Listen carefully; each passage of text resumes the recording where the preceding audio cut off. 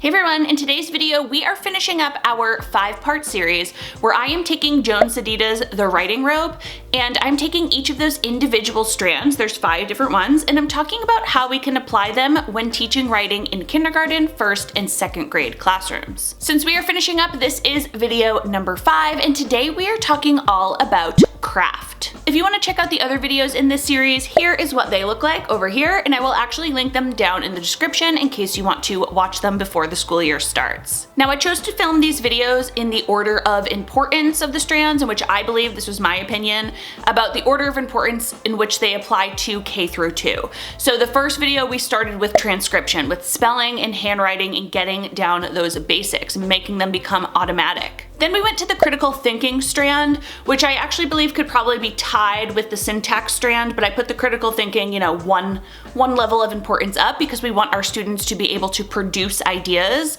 both orally and, on paper. So we went over the planning and brainstorming in that critical thinking stage and walking through the stages of the writing process with your K through 2 learners. Next, we went to syntax and sentence writing, which is so important in K through 2. That video right there is filled with tons of ideas for teaching our students how to write complete sentences, understanding what a sentence should look like, sound like, how to form one, and so on. And then in last week's video, we talked about text structure and its importance when forming paragraphs in 2nd grade, and also teaching our K through 2 learners the difference between narrative writing, informative writing, and opinion writing, how we plan those differently, how they sound different and look different, and how they each have a different purpose. Which leads us to today, where we are going to talk about writing craft. And you can see here in the rope that we are going to be talking about word choice, awareness of task, audience, and purpose, as well as literary devices. If you're ready to dive on into this video and see how this might apply in K through 2, give this video a like, subscribe to my channel, let's get started.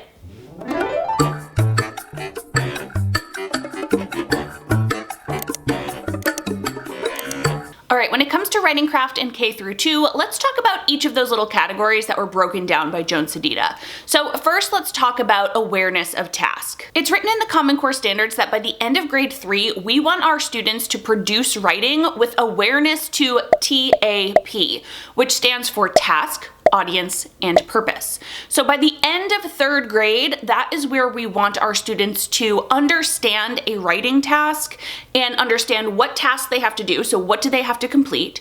Who is their audience going to be, and what is the purpose of this writing? So in K through 2, while that isn't, aligned with our standards, we don't need our kindergarten students to be able to do that just yet. It's always important to kind of see when that comes into play so we can set the building blocks for our students to get there. As a tool to help guide students through this, Joan Sedita came up with these TAP questions. Here you can see under task, we want students to be able to answer, what is your assignment? What are you being asked to do? And what form will your writing take? When students are figuring out their audience, they need to know who is the audience for this writing piece. Is it your teacher or classmates? Is there another more authentic audience? And who will actually read your piece? And then for purpose, we need to know, what is the purpose for writing this piece? Are we trying to inform other people? Are we trying to convince them? Are we trying to tell a story?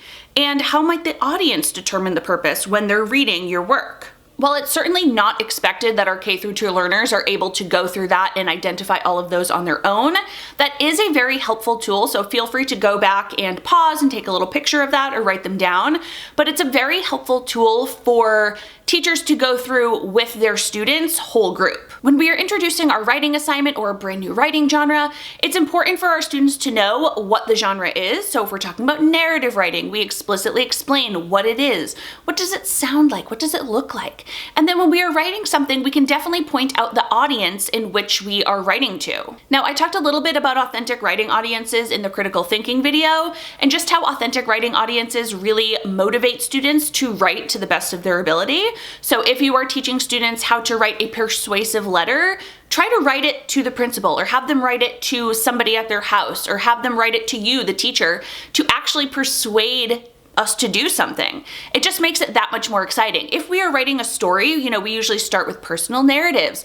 Make sure that students know that there is a purpose to doing that, and often the purpose is to tell a story and to entertain others. It's also part of why I have my students share so often with one another, because they know that even if they're just adding one sentence, one label, one illustration to their work today, they're going to share that work with somebody at their table, or they're going to share it with the class. They might share it with me, the teacher, and it just gives them a little bit more motivation to not only do their best work, but then also, get that joy of becoming an author. Many times authors just don't write for themselves. Even if they're telling a story, they're telling a story to an audience. They want their book to get published. They want their book to be read in classrooms. And this is a great point that I bring up too when I'm reading different mentor texts. Not only do I rely heavily on my own modeling when teaching students how to write, but I also rely on different authors and mentor texts. So when we are reading personal narratives, when we're reading realistic fiction, when I am reading informative texts, and when I'm reading opinion texts, I gather all sorts of different books. And when I'm reading these books to the class, this is a great time to point out the task, the audience, and the purpose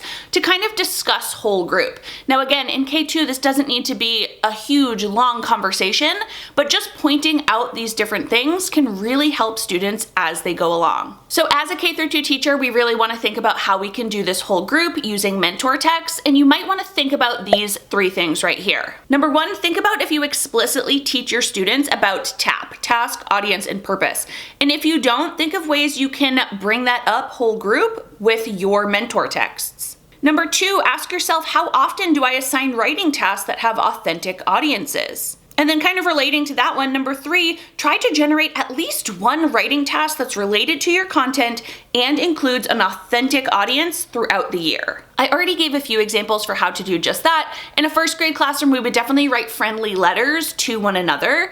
If you are doing something like a birthday book or a star of the week book, that is also an authentic audience. And you just want to, again, explicitly point that out to your students. And you just want to tell them, hey, today we're writing a little letter or a little note about something we really appreciate or like about the student in our class. Remember that they are going to read that. So let's think about something that would make them feel happy. Even just in that little assignment, bringing up that authentic audience is really going to motivate students in terms of what they're going to write and also probably how they're going to write it to make sure they do their best work. We also like to write persuasive letters to someone in a leadership role. When we write how-to pieces and we're trying to teach someone to do something, that is a great time to bring up the purpose of this writing assignment. We want to really teach somebody how to go through the steps of something we know how to do. We're kind of the expert here and we want to share this information with someone else.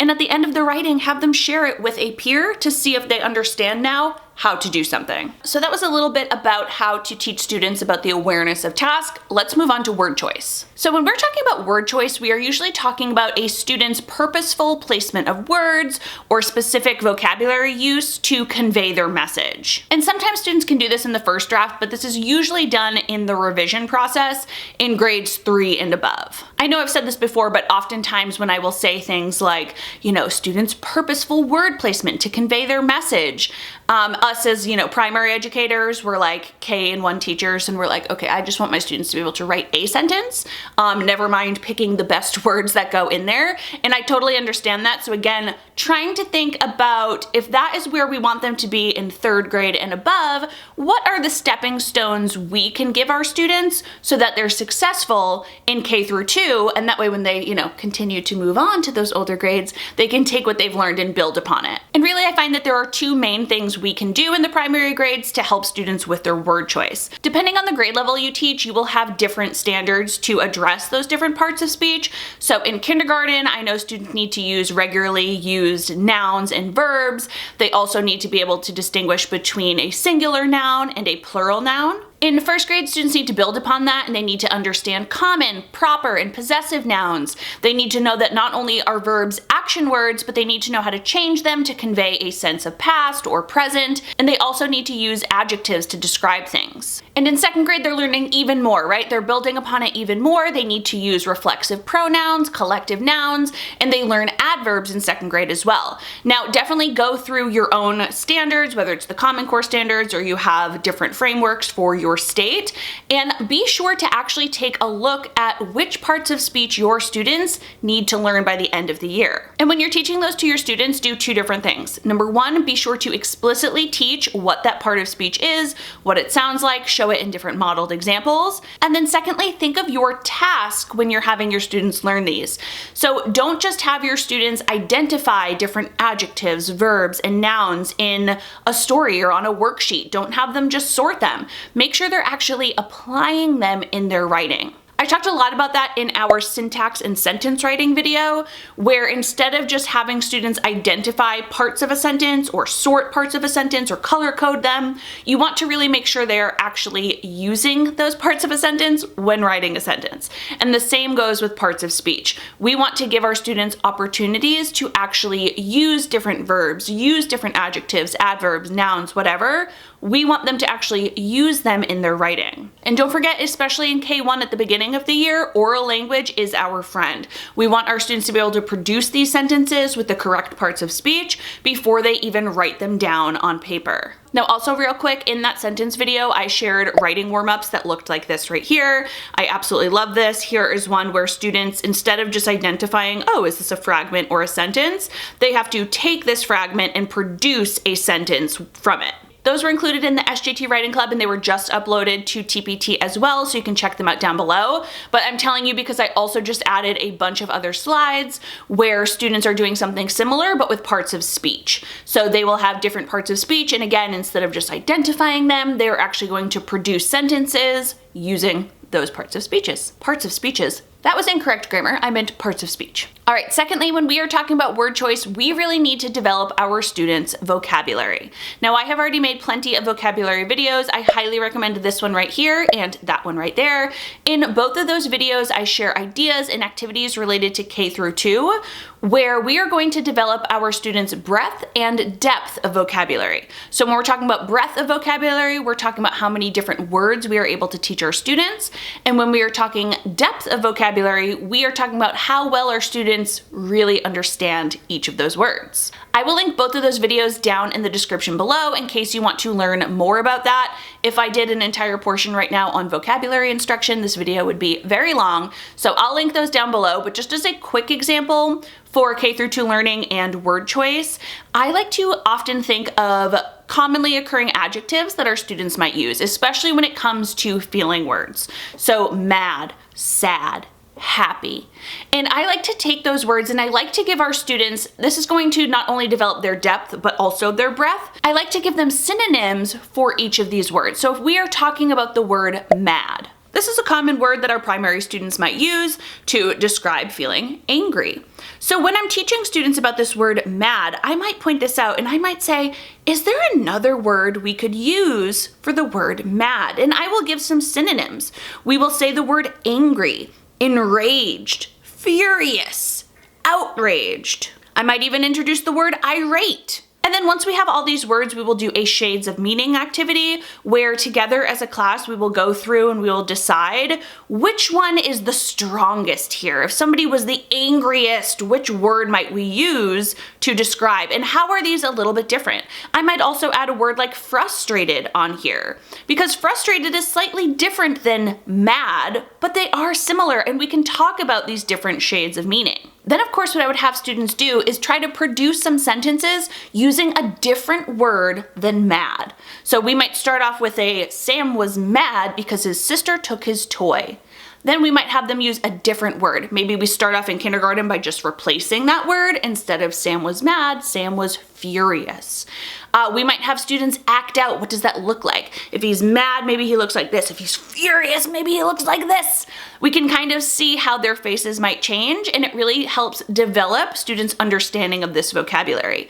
In first grade, I might just have students choose one of those words to write a sentence and give an example of a time when you have been irate. But then again, you just want to make sure that you're having students apply using those words in writing, either orally or actually writing down, depending on your grade level. All right, moving on to part 3 in our craft video, we want to talk a little bit about literary devices. Now, most of these literary devices, similes, metaphors, hyperbole, all of those things we don't really explicitly learn until much older than K through 2. But also when we're talking about writing craft in general, we are talking about the way the words are laid out on a page. We're talking about, again, the different word choice that we use. We're talking about kind of adding our own personality into our writing. And while I might not be doing some explicit teaching of these literary devices in K through 2, there are some different factors that I like to teach my students and have them go back into their writing and add. So I'm going to walk through narrative, informative, and opinion writing and just share a few of the fun little things that we go ahead and add into our writing. For narrative writing, whether it be personal narratives, realistic fiction, fairy tales, and so on, I like to really have my students go back into the text and add some different fun things.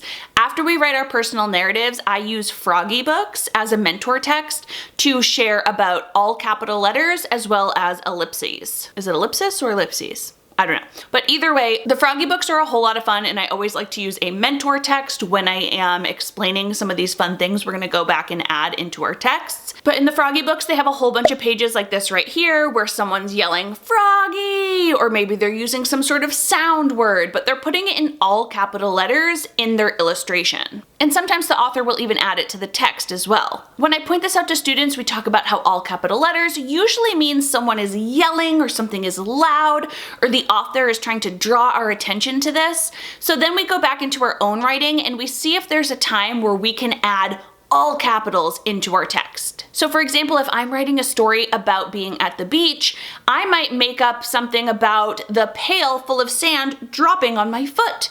And when that happens, I might yell, ouch! And I'll put that in all capital letters, either in the illustration, or if I'm writing it, I'll add it to my text. And then we get to explore the difference between how, if the author just wrote ouch in regular letters, how I might read that, as opposed to writing it, again, in all capitals. When it's in all capitals and bold, I'm kind of like, ooh, that really hurt.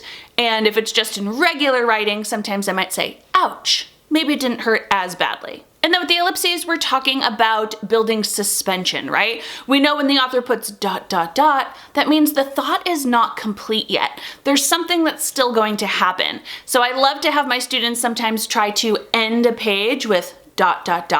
and build suspense for what might happen next. Now I should point out that these are kind of fun things that our students are going back into their stories and they're adding on to them and making them a little more interesting and adding a little personality. They really do add personality and it's so fun to read them when they've gone back and done this. But what that means is our students aren't necessarily being graded on these. In fact, there's definitely no standard, in first grade writing that says, did students apply all capital sound words into their text? But it's still so much fun for them to see how other authors do it, and then they can apply it to their own text. Also in narrative writing, I love to have students add speech bubbles and thought bubbles into their illustrations. I don't always have them write it down in the actual wording where we have to use quotation marks and all that just yet, but I do teach them about dialogue and I have them write a speech bubble or try to write a thought bubble. And if my students aren't able to actually write up there yet, if that's too taxing for them, they can definitely draw an illustration. Sometimes in the past I've had students draw a little thought bubble and then they'll put a sad face in the thought bubble because they're thinking about something sad or they're feeling sad. And it just kind of shows, again, a little more personality and a little more about their writing. And lastly, for narrative writing, I also like to have my students try using sensory words. Now, using sensory words is one of the Common Core standards, so we want our students to try to apply and use different words that appeal to the reader's senses. Here is a quick little example from an anchor chart. I'll put the credit below to see whose this is, but it says authors use words that appeal to our senses. So they might use words like gross, sour, salty, spicy, if we're talking about how something tastes. And when we do that, the reader can really understand more about what's happening in the story. For hearing, we might use words like buzzing, silent, purr, loud. For smelling, we might have something smells stinky, there's an aroma, a scent wafted in front of us, a stench. And we can think about what kind of emotion that brings up as we read it. For sight, we have something might be bright, dim, large, fuzzy, worn, shiny, sparkled, and so on. And then when we're talking about our sense of touch, something might be rough, smooth, slimy, hot, cold. These are just some good examples to get students started when they are describing things in their story. I also always bring up sensory words when we are doing our poetry unit in April as well. When we talk about opinion writing, I like to introduce the 5-star rating. Now again, this is not like a, known literary device, but it is something that adds a lot to our stories. And basically students have to make a review about something. I do a whole unit on writing reviews, and they share their opinion by providing a 5-star review, or a 1-star or 3-star, anywhere on that scale. But they will have to look at that. Also in teaching opinion writing, this is a great time to go over adjectives and do one of those shades of meaning activities, because students often say, oh, I like that one, or that one is good, or that one is bad. And we really want to talk about how we can make that more explicit for our reader so they understand what we're actually trying to say there. And we can talk about whether there's a better word we can use. And during opinion writing, it's a great time to go over because, but, and so. So I talked about this activity a little bit during our sentence writing video, but having students create longer sentences using the word because. So they're providing a reason for their opinion. Using the word but, where they're kind of changing direction. They're saying, I don't like the taste of this, but, and then they can change direction and say something that they do like. And using that word so to extend the sentences so we have a cause and effect type of sentence. That activity of producing longer sentences using because, but, so is from The Writing Revolution, which is one of my favorite books and was mentioned as some of my favorite books for doing all these videos. So I like to go over that when we are doing opinion writing. And then lastly, for informative writing, we definitely go over what the text actually looks like. This is a very easy one to do, especially in K1, where we take a look at some pages from a narrative book and take a look at some pages from an informative book. And right away, visually, we can see many different things, right? We can see that on a narrative text, they usually have an illustration and the words are kind of just underneath it. On an informative text, we might have photographs, captions, we might have bold words, and so on. When we are doing our informative writing, I love to have students do caption action. It looks like this right here, where after they go ahead and write their whole text, they actually cut out different caption bubbles that we go ahead and paste back into their book just to add a little bit more about each of the illustrations that they made. And then I like to have my students pick a few words to bold in their story, and then we make a glossary at the end, where we share some important words that we learned either about our animal or our topic. So while these ideas aren't necessarily literary devices that we are having our students go back and add, they are related to each of the different text structures, and they get students in that mode of thinking outside the box. They have them taking something that they've already written, going back in, and adding more flair to their writing. All right, so in today's video, we talked a little bit about how we can have our students be aware of the task that they're producing, how we can help them with word choice, and also how we can have them go back in and add some literary devices and fun flair to their writing pieces. Not only do I hope you enjoyed this video today, but I hope you enjoyed all the videos in my 5-part series where we talked about the writing rope. I hope throughout these videos I was able to give you some ideas and activities that you can take and use in your own K-2 classroom this upcoming year. I don't know if I've already mentioned this yet on my YouTube channel, but I am heading back into the classroom next year into 1st grade. So I am so excited. Writing is something I've always loved to teach. And with the science of reading, spending the last few years really diving into it, I feel very confident teaching it.